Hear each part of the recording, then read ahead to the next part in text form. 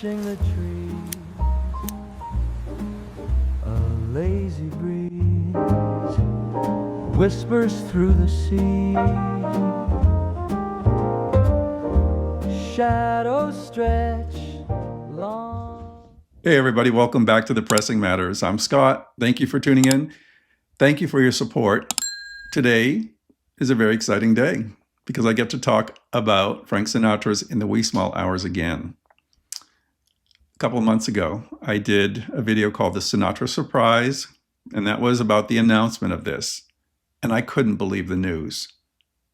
Blue Note tone poet Joe Harley and Kevin Gray getting on board and doing a Frank Sinatra album.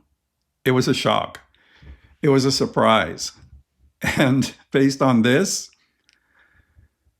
I hope they do more. I really hope they do more. I think it's selling really well. It's sold out on the Blue Note website. It may be available still from other retailers. Of course, it's going to be repressed again, but yeah, if this is a success, I think we might be able to get some of the other albums as well. I have no inside knowledge on that, but money talks. So let's show them that we're interested in this. And there's no reason not to be.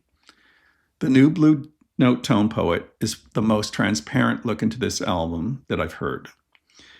I've heard various copies over the years. I finally settled on the UME 2014 as my reference copy.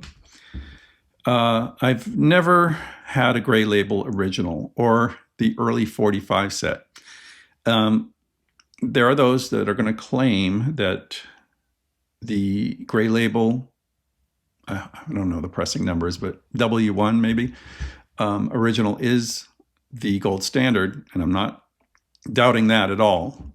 It probably is. But for this reissue, it's been brought to a level of modern day standards that respect the original and give you a deeper glimpse into this album. This was recorded by John Palladino, who did a marvelous job capturing Nelson Riddle's arrangements and, of course, Frank's voice. One thing about this I want to say before we get into the sound and, of course, the jacket, which is gorgeous, and talk about the pressing quality and stuff, is my impressions of Sinatra's voice in this album. It is startlingly real. It is astonishingly present. I asked around about this, why his voice is so up front. It's like he's in the room, they say. It's always been like that. It's inherent in the recording.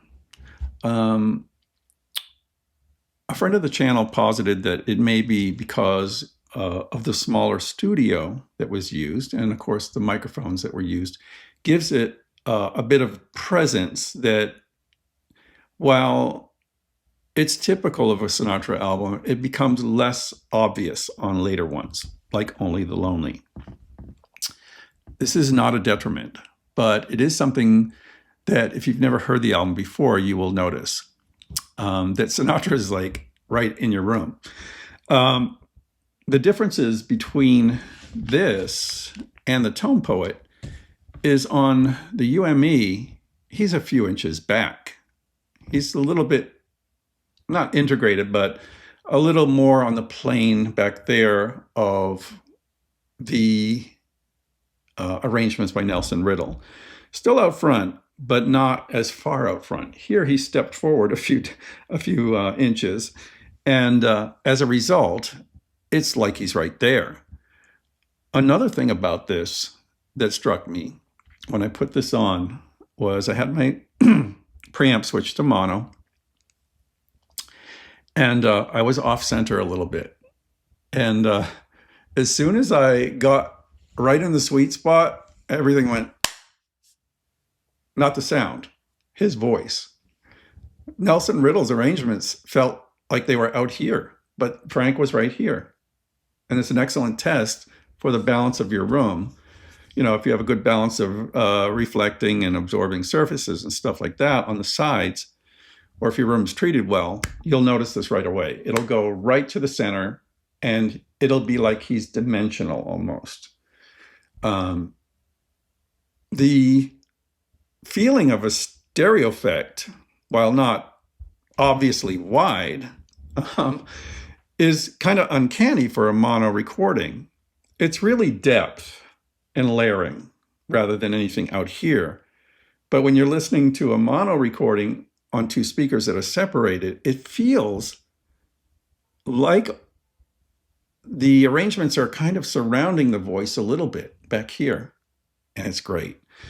Anyone who says a mono recording doesn't feel dimensional and it's flat and boring needs to hear this. It's completely opposite. So Frank's up here. He's very clear, dimensional. What about Nelson Riddle?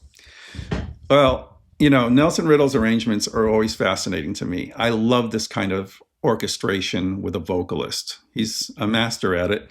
And on this album, you hear, you know, a complete orchestra, strings and everything, accentuating words, accentuating moods. So there's an instance on here where he says a word and you hear Nelson make a little something in the background. And it's so cool how everything is just so well thought out and arranged and integrated. It makes this record even more emotional and deep. The thing, though, with this record is Frank's voice and the way he can convey emotion in lyric. You hear the vibrato when he's singing something sad and it's kind of trailing off into nothingness. And you're like, oh my God, this guy is sad. Yeah, he was a little sad at this time. I think he broke up with Ava Gardner right around this time. And that would make anyone sad, wouldn't it? So the emotional depth of these Torch songs is accentuated on this. There's a moments when he soars and the orchestra kind of comes to a climax, but it never gets out of hand. It never gets overboard. It's right up there to give you the impact and dynamic range, but never like in your face or unpleasant at all. It's actually thrilling.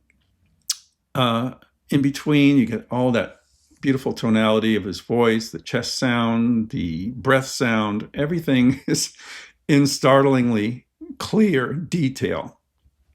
It's not clinical though. So, you know, if you're used to any other pressing, don't worry about that. Again, I haven't heard the original mono. It may be a little bit softer sounding, but I think people are going to be thrilled with the sound. It's endlessly fascinating. The music is just wonderful. And of course, Frank is Frank, a legend. Some of my favorites on here were In the Wee Small Hours. You know, when that comes in, you really feel how the orchestration is going to be. It really sweeps in like a fog. Just like a low fog comes in. It's so pretty. And you hear like twinkling that reminds you of the starlight and the moon, you know, like the moonlit night, like you see here. Just unbelievable. And then the voice is so startlingly clear. It's like it's right there. I loved Mood Indigo. Duke Ellington, of course, wrote that. Glad to Be Unhappy was great by Richard Rodgers and Lawrence Hart. I Get Along Without You very well. Very poignant. That was written by Hoagie Carmichael. Deep in a Dream was good. I See Your Face Before Me. It's okay. Can't We Be Friends? Wonderful. When Your Lover Is Gone. I've always loved that song. I've heard many artists do it. This is the first time I've heard a male do it. Then we have Last Night When We Were Young by Harold Arlen, one of the greatest. I'll Be Around by Alec Wilder. Ill Wind by Harold Arlen is great. Dancing on the Ceiling, Richard Rodgers and Hart. I'll Never Be the Same. And This Love of Mine finishes the album. Look at this. I was so thrilled to get this cover. I mean, the deep blues are deeper. The blue is bluer. There still is that kind of turquoise feeling here, but on here, it's really striking. You know, the detail is still there. It's darker though. The whole thing has a blackness here that's really striking. It makes this cover really pop. The blue in the capital, the high fidelity logo, everything. The gloss, the gloss, I love gloss, looks great. The back reproduction is good, a little darker than the UME, but the inside, look at this. Beautiful photo, really classic. The 1955 notes here, some credits here, and additional photos here. The pressing by RTI was excellent, really beautiful. You know, RTI has been a little spotty lately with some other companies, but Blue Note is pretty consistent.